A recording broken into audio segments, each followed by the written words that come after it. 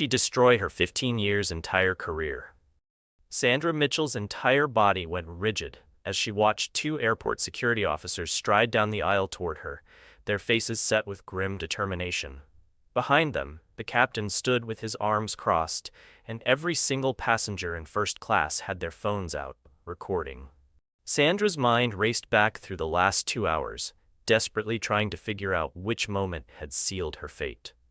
Was it when she refused to serve them drinks? When she brought them the wrong meals on purpose? Or was it that final comment, the one she muttered just loud enough for row 3 to hear, the one about corporate quotas and passengers who probably didn't pay for those seats? Her hands trembled as she gripped the galley counter. 15 years. 15 years of service gone in a single flight. And those two women in row 2, the ones she'd dismissed, ignored, and humiliated. They sat watching her unravel with expressions she couldn't quite read. Not triumph, not anger. Something worse, disappointment. What Sandra didn't know, what she couldn't have possibly known as she made assumption after assumption about these passengers, was that one of them had the power to end her career with a single phone call. And she'd already made it. But to understand how a veteran flight attendant went from serving champagne to being escorted off a plane in disgrace, we need to go back 2 hours earlier, to the moment two elegant black women boarded flight AA2847. Completely unaware, they were about to expose an ugly truth that would cost someone everything they'd worked for. This is a story about assumptions, about prejudice hiding behind professionalism, about the moment when someone's true character gets revealed at 30,000 feet, and about two sisters who refused to accept being treated as less than, even when everyone expected them to stay quiet. What happens next will shock you.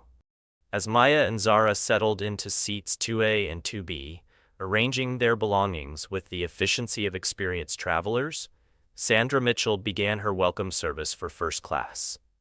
This was the part of the job she actually enjoyed, the personal touch, the elevated service, making passengers feel special before the plane even took off. She grabbed her tray of pre-flight champagne and orange juice, plastered on her professional smile, and started down the aisle. Row 1. An elderly white couple, probably in their 70s, dressed in comfortable travel clothes. Sandra's smile was genuine, warm. "Good evening. Welcome aboard. Can I offer you some champagne or orange juice before we take off?" The woman chose champagne, the man orange juice, and Sandra chatted with them about their destination, asked if they needed any extra pillows, made sure they felt taken care of. This was Sandra at her best, or at least what she believed was her best. Row 3. A businessman she recognized from previous flights, already typing furiously on his laptop. "Mr. Chen, good to see you again. The usual champagne?" He looked up, smiled, nodded, and she poured with a flourish, adding, "Let me know if you need anything at all for your flight." Cheerful. Professional. The kind of service that earned compliments and maybe even tips. But then Sandra's cart reached row 2, and something shifted. Her smile didn't just fade, it vanished completely, replaced by an expression that was cold, almost suspicious. She stood there for a moment, looking at Maya and Zara, and the warmth that had filled her voice seconds ago disappeared like someone had flipped a switch. "Can I see your boarding passes?" The words came out flat, almost accusatory. Maya looked up from her laptop, momentarily confused. She'd been reviewing her presentation, lost in thoughts about tomorrow's meeting, and it took her a second to process the request. She glanced around. No one else had been asked for their boarding passes. The couple in row 1 hadn't shown theirs. Mr. Chen in row 3 hadn't been asked. Just them. But Maya had learned long ago to pick her battles. She reached into her bag with deliberate calm, pulled out both boarding passes, and handed them to Sandra, without a word. Her face remained neutral, professional, giving Sandra nothing to grab onto, no excuse to escalate. Sandra took the passes and examined them like she was looking for forgeries, turning them over, checking the seat numbers against the overhead bins, scrutinizing every detail. The seconds stretched out, uncomfortable and pointed.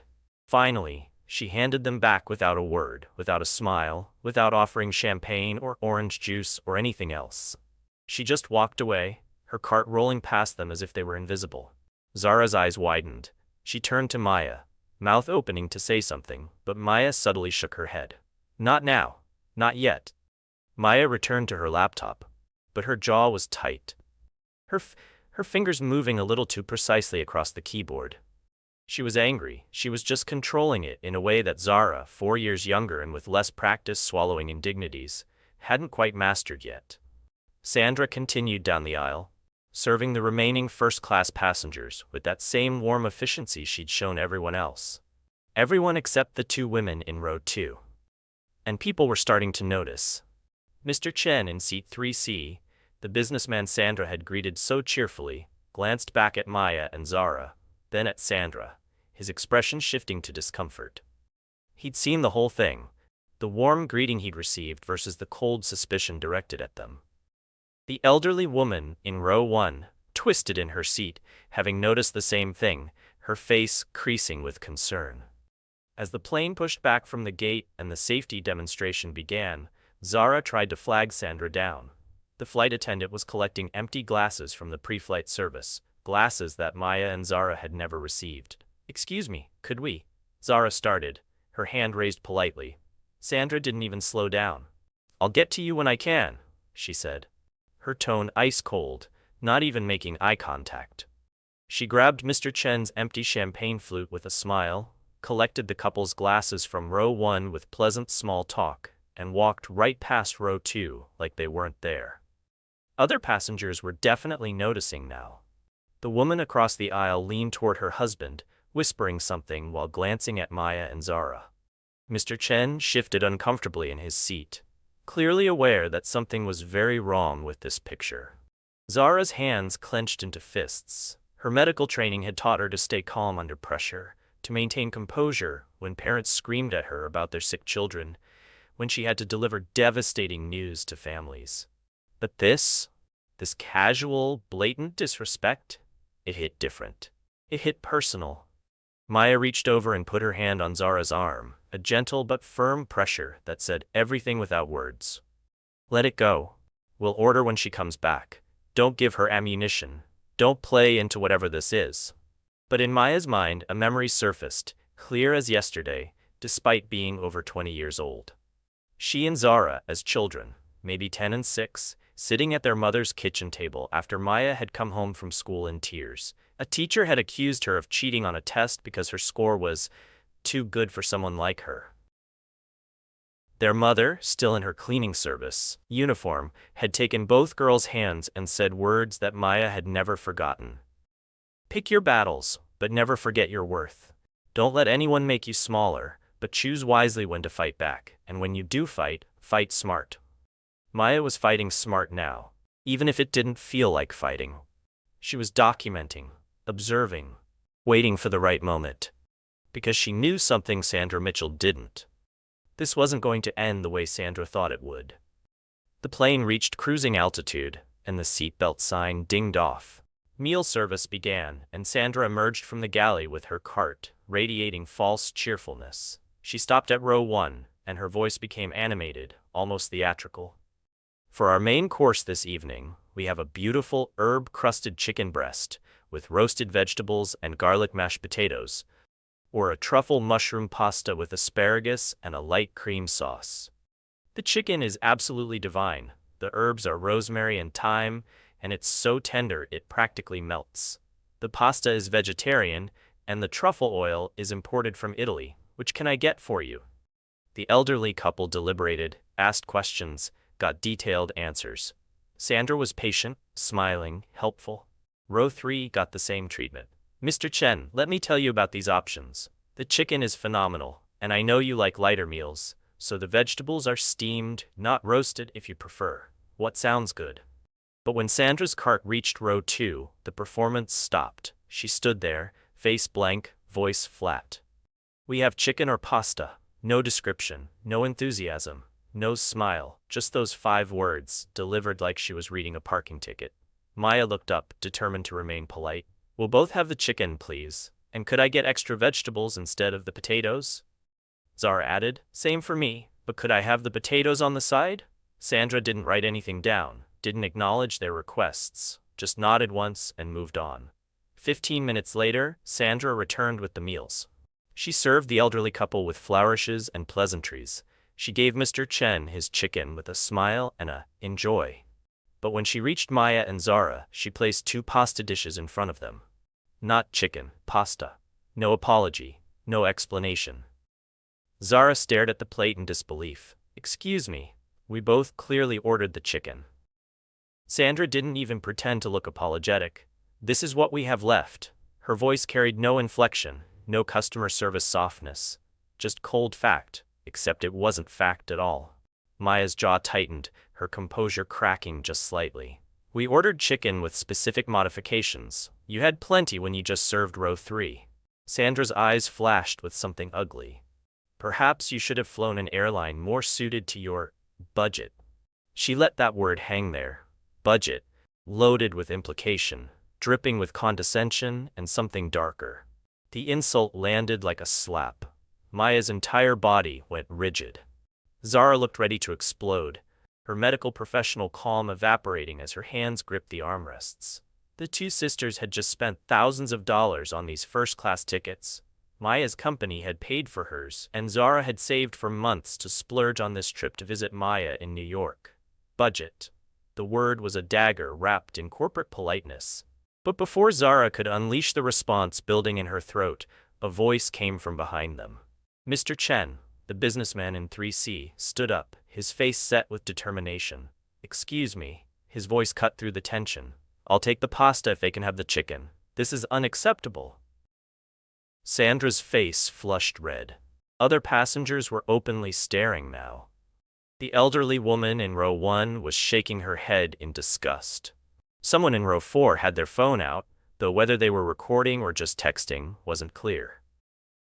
If you're someone who believes discrimination should never be tolerated, especially at 30,000 feet where people can't just walk away, hit that subscribe button right now and tell me from which country are you watching this story right now. Because this story is about to get even more intense, and you won't want to miss what happens next.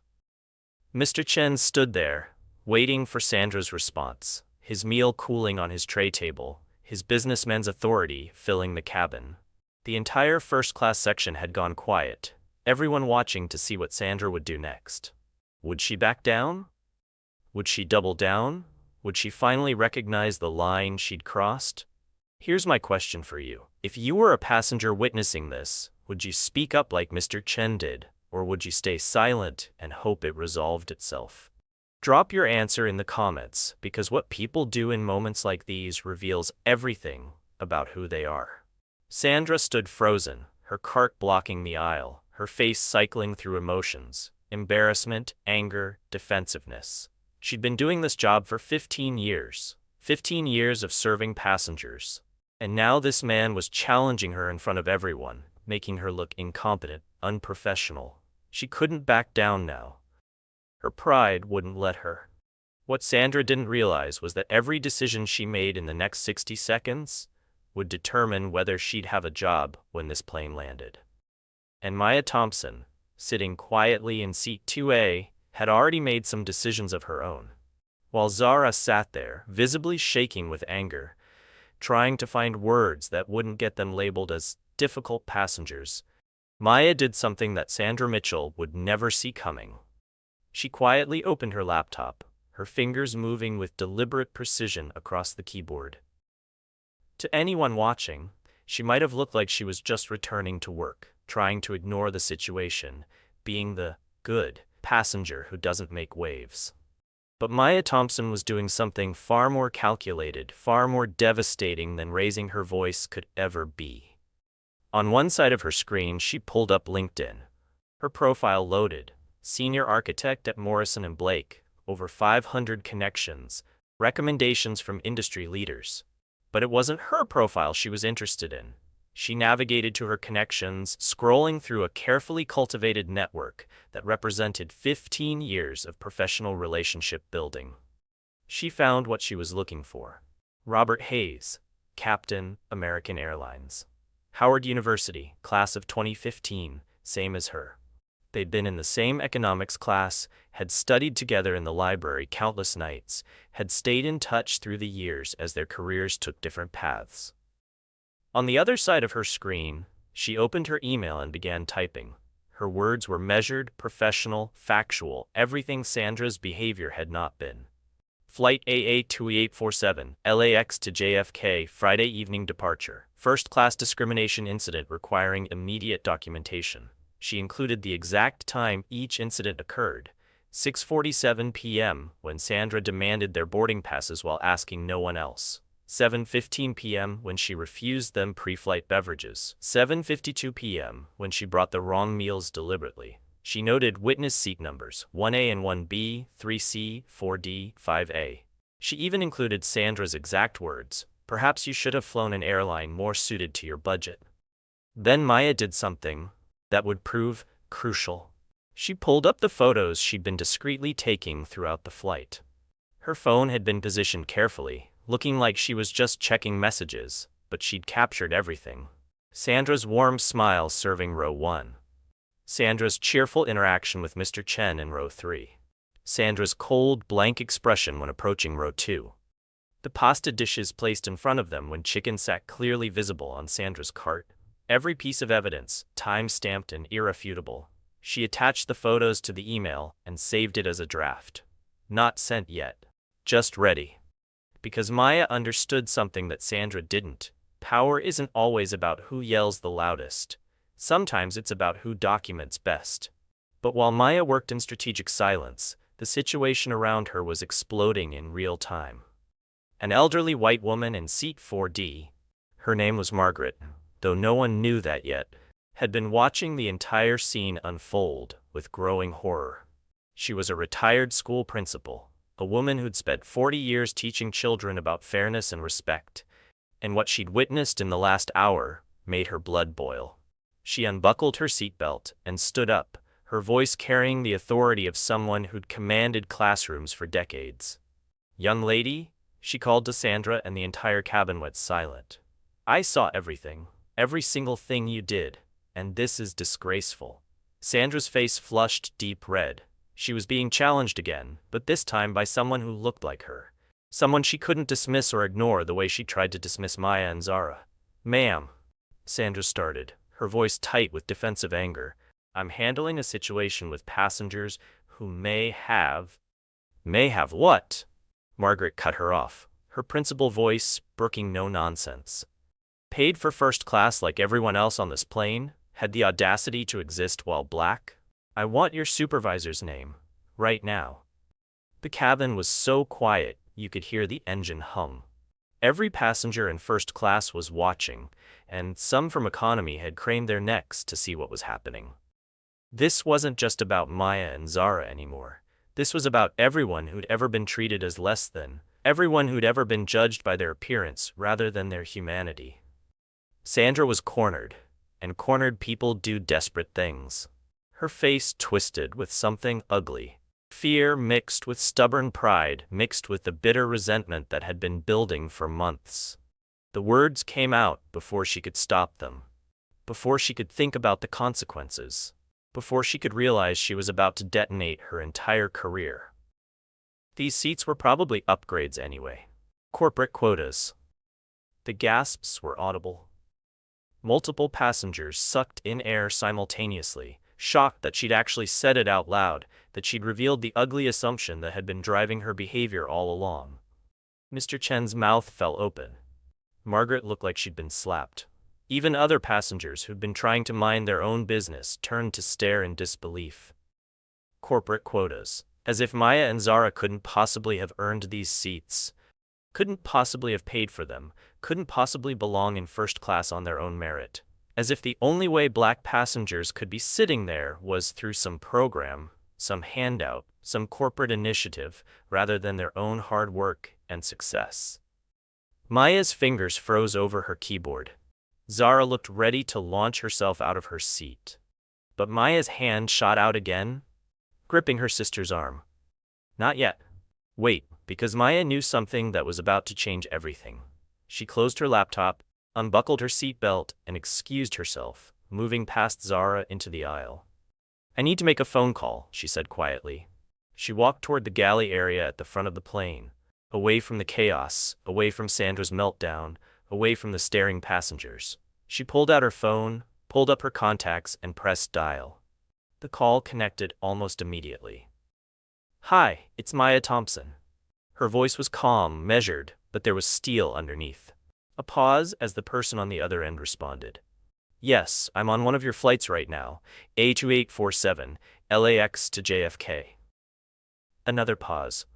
"I need to speak with you about a serious matter involving staff conduct and passenger discrimination." The voice on the other end asked a question. "No, I'd rather discuss the details in person. But Robert, I need you to trust me on this. Can you have someone from HR meet this flight when we land?" A longer pause, and then Maya's shoulders relaxed slightly. "Thank you. I appreciate it. I'll see you when we land." She ended the call and stood there for a moment, taking a deep breath.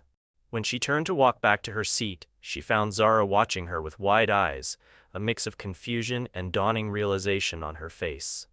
Maya slid back into her seat and Zara leaned over, whispering, "What did you just do?" Maya whispered back two words that carried the weight of everything that was about to happen. "Trust me." From the galley, Sandra watched this exchange with growing suspicion. Who had Maya just called? Why did she look so calm now, so certain? A tiny seed of doubt planted itself in Sandra's mind, but her pride was too strong, her defensiveness too entrenched. She convinced herself that these passengers were just bluffing, just trying to intimidate her. She'd been doing this job for 15 years. They couldn't touch her. She had no idea how wrong she was. Back in the cabin, Mr. Chen had had enough. He'd tried to help quietly, tried to offer a simple solution with the meal swap, but Sandra's comment about corporate quotas had crossed a line he couldn't ignore. He pressed the call button above his seat. Once, twice, 3 times, repeatedly, with the insistence of someone who would not be ignored. A different flight attendant appeared from the rear cabin. James, a young man in his late 20s with kind eyes and a professional demeanor that suggested he actually understood what customer service meant. "Yes, sir? How can I help you?" Mr. Chen's voice was steady but firm. "I need to report a serious incident. Your colleague Sandra has been discriminating against the passengers in row 2 for the entire flight.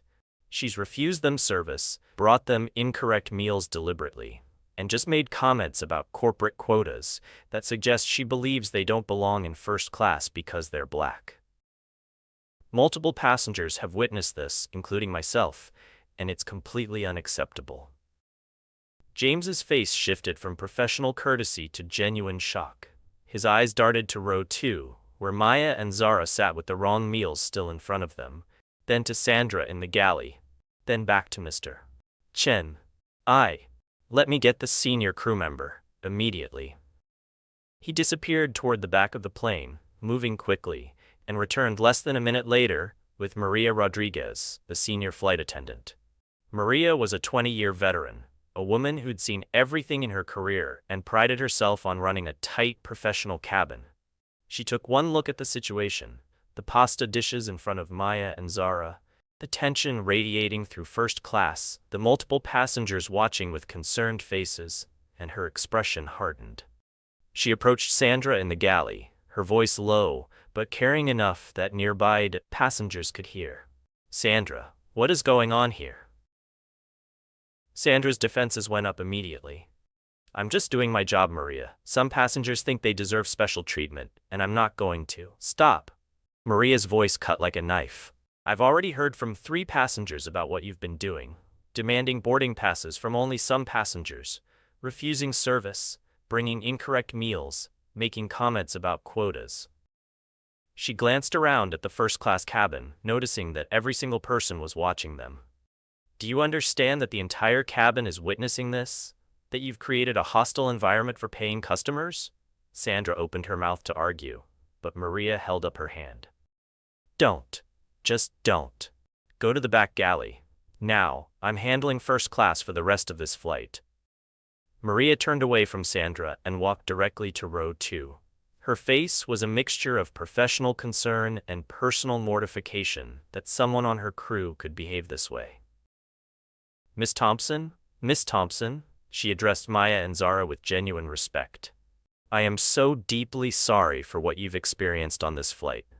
This is absolutely not reflective of our airline's values or standards. I'm going to personally ensure you receive proper service for the remainder of the flight, and I promise you this incident will be reported to management." She looked down at the pasta dishes. "You both ordered chicken, correct? With specific modifications?" Maya nodded, her composure intact but her eyes showing the exhaustion of having to fight for basic dignity. "Yes. Extra vegetables instead of potatoes for me.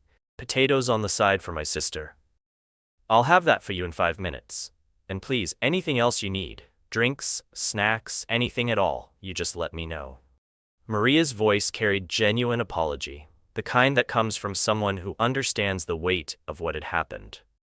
She returned minutes later with 2 perfectly prepared chicken dishes, exactly as ordered, served with a level of care and attention that highlighted how deliberately Sandra had failed them. "Again, I cannot apologize enough. Your meals prepared exactly as you requested."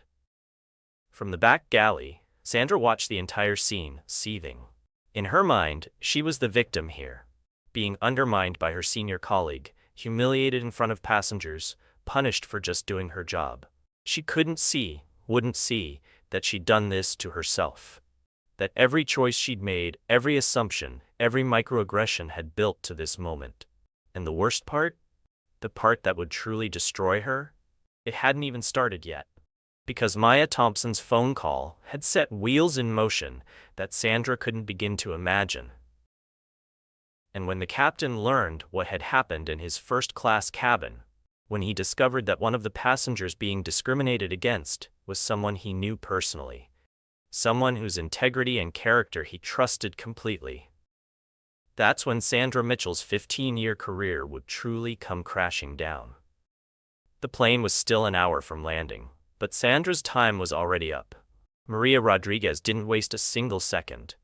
She grabbed Sandra by the arm, not roughly, but with unmistakable authority, and pulled her toward the rear galley, away from the passengers, away from the witnesses, into the small space where flight attendants prepared meals and pretended the chaos of service didn't get to them.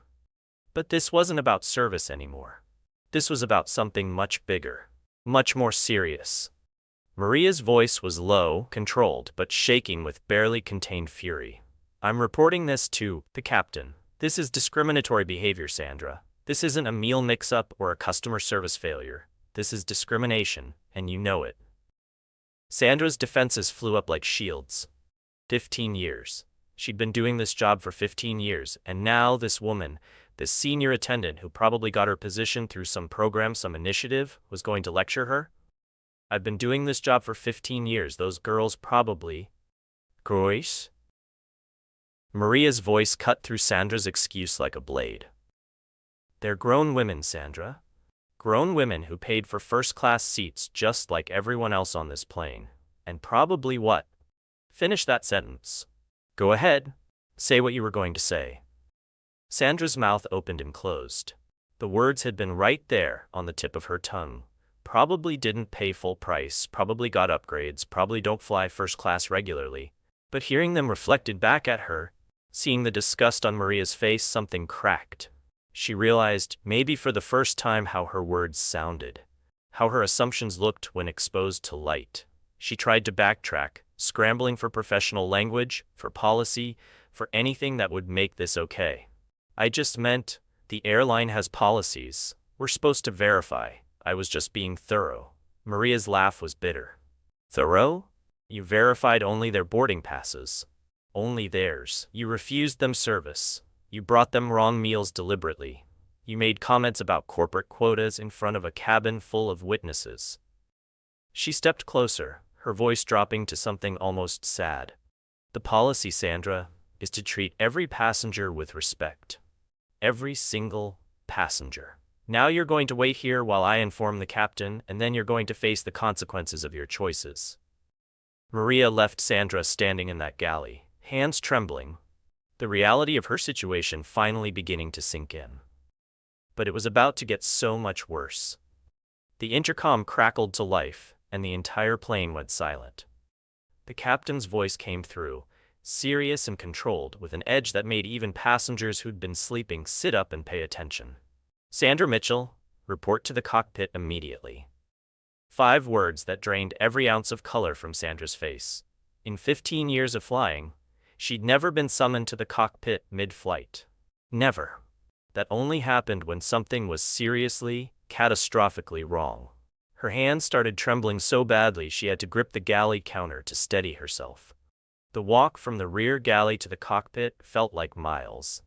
Every passenger watched her pass, some with open hostility, some with pity, some with the kind of satisfaction that comes from seeing justice about to be served. She could feel their eyes boring into her back, could hear the whispers that followed her like a wave. In row 2, Maya and Zara exchanged glances. Maya's expression was unreadable, calm, almost serene. Zara's showed a mix of vindication and curiosity. They both knew something Sandra didn't. This wasn't just about a complaint. This was about consequences. Sandra reached the cockpit door and knocked, her knuckles barely making a sound because her hand was shaking so hard. The door opened, and she stepped into the small space where Captain Robert Hayes and his co-pilot, Sarah Kim, sat. Robert Hayes was a distinguished man in his 50s, African-American, with salt and pepper hair and the kind of presence that commanded respect without demanding it. He'd been flying for American Airlines for 28 years, had an impeccable safety record, and was known among crew as fair but uncompromising when it came to standards and ethics. His co-pilot, Sarah Kim, was in her 30s, sharp, professional, and currently looking at Sandra with barely disguised disappointment. Robert turned in his seat to face Sandra fully, and his expression was something she'd never forget. Not anger, not rage, but profound disappointment mixed with grim determination. "I received a call from an old friend," he began, his voice measured and deliberate. "Maya Thompson. We went to Howard University together, graduated in the same class. She's someone I trust completely, someone whose character and integrity I've known for years." Sandra's face went from pale to ghost white. The passenger in 2A, the woman she dismissed, ignored, insulted. That was the captain's friend? Robert continued, his words landing like hammer blows. "She's also on this airline's diversity advisory board, unpaid consultant position helping us improve passenger experience and identify exactly the kind of discriminatory behavior that damages our reputation and violates our values." He pulled out a tablet and turned it toward Sandra. On the screen was Maya's email, complete with timestamps, detailed documentation, and photos. Photos of Sandra smiling at white passengers. Photos of her cold expression approaching Maya and Zara. Photos of the pasta dishes placed in front of them while chicken sat visible on her cart. Every piece of evidence, irrefutable and damning. "She's given us clear evidence of discrimination," Robert said, his voice harder now. "And before we even land, I have statements from 6 passengers corroborating every detail. The couple in 1A and 1B, the passenger in 3C, the woman in 4D, 2 passengers from row 5. All of them witnessed your behavior, and all of them are appalled." Sandra's mouth opened, but no words came out. Her brain was trying to process, trying to find an excuse, trying to find a way out, but there wasn't one. She'd been caught, completely, undeniably caught. I didn't know, I was just," she stammered. Robert leaned forward, his eyes locked on hers. "Just what, Sandra? Just assuming 2 black women didn't belong in first class? Just deciding that they must have gotten their seats through some program rather than earning them? Just treating them as less than every other passenger because of the color of their skin?" The words hit Sandra like physical blows. Hearing her assumptions spoken out loud, hearing the ugly truth of her behavior laid bare, she finally understood the magnitude of what she'd done. This wasn't a misunderstanding. This wasn't a customer service failure. This was discrimination, plain and simple, and she'd been caught by someone with the power and connections to ensure there were real consequences. "I'm sorry," she whispered, but the words felt hollow even to her own ears. Robert's expression didn't soften. "Your apology doesn't undo the harm you've caused. It doesn't erase the humiliation those women felt. And it doesn't change what happens next." The remainder of the flight was torture for Sandra. She had to return to the rear galley, knowing that everyone knew. Knowing that her career was over. Knowing that she'd destroyed everything she'd worked for because she couldn't see past her own biases. She sat on the jump seat, watching through the gap as Maria provided exemplary service to every passenger, as Maya and Zara were treated with the dignity they should have received from the beginning. Robert's voice came over the intercom one more time as the plane began its descent into JFK. Ladies and gentlemen, this is your captain. I want to personally apologize for a service disruption you may have witnessed during this flight. The situation has been addressed, and we are committed to ensuring every passenger on our aircraft is treated with the respect and dignity they deserve. Thank you for your patience and understanding. The message was professional, but everyone knew what it meant. Everyone knew someone had been held accountable. As the plane landed and taxied to the gate, Sandra was instructed to collect her belongings and prepare to deplane first. She had to walk through first class one final time, and it was a walk of shame unlike anything she'd experienced. Every single passenger watched in absolute silence. Their eyes followed her, judging, condemning, some pitying. Margaret, the elderly woman from 4D, made direct eye contact as Sandra passed. Her voice was quiet but clear. I hope you learned something from this, dear. I really do. David Chen, the businessman from 3C, nodded at Maya and Zara as Sandra walked by. Thank you for handling that with such grace, he said to them, loud enough for Sandra to hear. You both showed more class in this situation than most people could have managed. Sandra reached the door, and as it opened, she saw them. Two people in business attire, one holding an American Airlines HR badge, the other an airport security uniform. They were waiting for her. Just for her. She was escorted off the plane first, before any passengers could deplane, and led to a small office near the gate. Through the window, she could see passengers beginning to exit, and then she saw Maya and Zara, walking with their heads high, their dignity intact, despite everything she'd put them through. The HR representative, a stern woman named Patricia Williams, didn't waste time with pleasantries. Miss Mitchell, your employment with American Airlines is terminated effective immediately. Your actions today constitute clear discrimination, which violates our core values and our code of conduct. You'll receive information about final pay and benefits by mail, but you are not to return to any American Airlines facility or aircraft. The words were clinical, professional, final. 15 years, gone in a single sentence. Sandra saw Maya and Zara through the window, and something broke inside her. All her defensiveness, all her pride, it crumbled, and what was left was just a woman who destroyed her own life through prejudice she'd never examined. She broke down, tears streaming down her face. I'm sorry, she sobbed, though they couldn't hear her through the glass. I'm so sorry. I didn't mean, I have a mortgage, kids in college, I didn't mean for this to happen. Maya and Zara stopped, hearing the commotion. Zara's face hardened, anger flashing in her eyes. She started to say something sharp and justified, but Maya's hand touched her arm, that same gentle pressure that had stopped her throughout the flight. Maya walked toward Sandra, and the HR representative stepped aside. Sandra looked up, her face blotchy with tears, mascara running, the picture of someone whose world had just collapsed. Maya's voice was calm, measured, but it carried a weight that made everyone in the room listen. Sandra, I accept your apology. But you need to understand something. This isn't about ruining your life. This isn't about revenge. This is about you recognizing that your assumptions about who belongs where, who deserves what, those beliefs have real consequences. Not just for you, but for everyone you encounter. She paused, and her next words came from somewhere deep, somewhere personal. My mother cleaned planes like this one for 20 years. She scrubbed toilets, emptied trash, worked overnight shifts so my sister and I could have opportunities she never had. She taught us our worth, taught us never to let anyone make us feel less than. And I genuinely hope, that today teaches you to see everyone else's worth too. To recognize that you don't know people's stories just by looking at them. To understand that respect isn't something you give based on assumptions, it's something everyone deserves, period.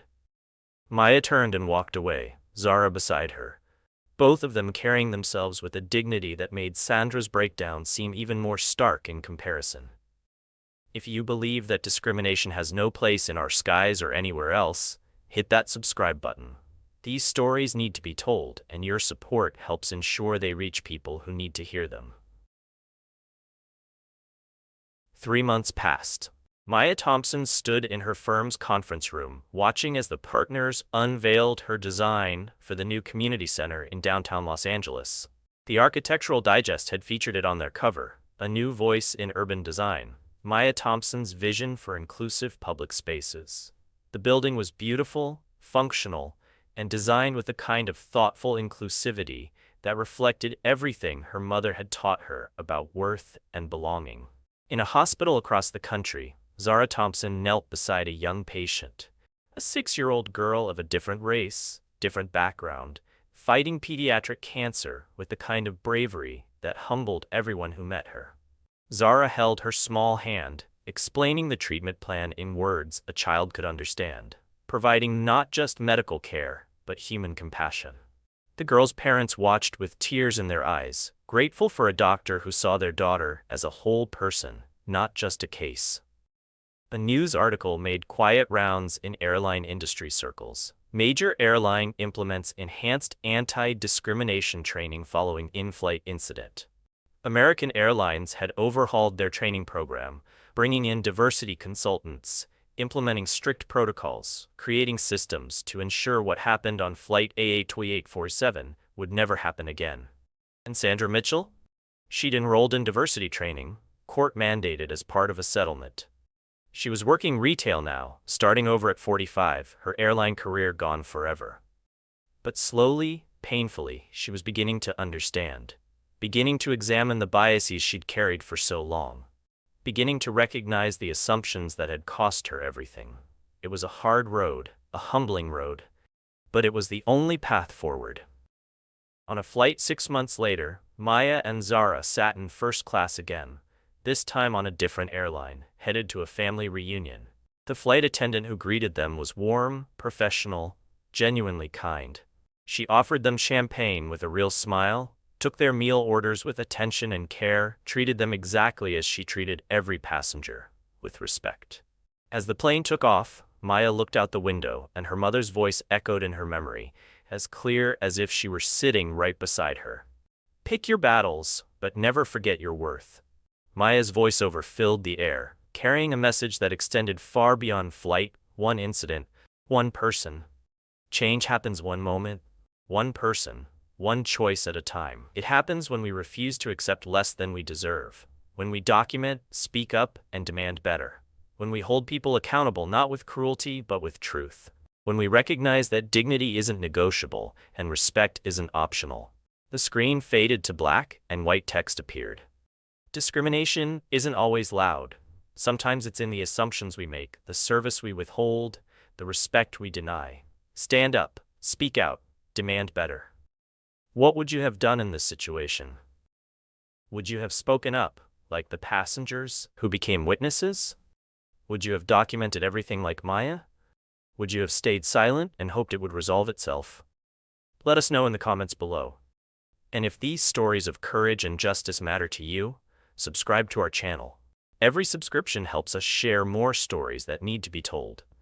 Stories that challenge us to be better, to do better, to see each other's humanity even when it's uncomfortable. The final image appeared.